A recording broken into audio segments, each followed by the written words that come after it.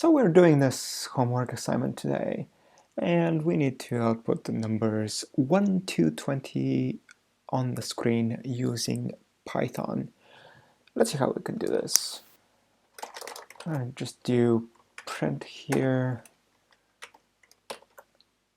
copy that, and then proceed on to just doing it like this.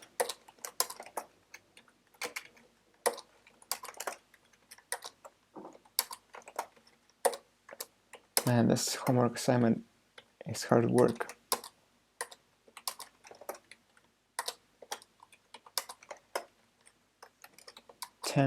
Halfway there.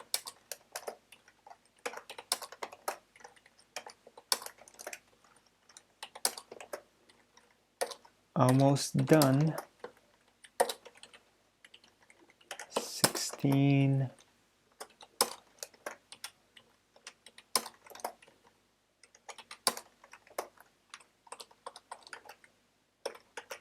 20. Well, that's our homework done. Let's run it. Yep, it prints exactly what we wanted.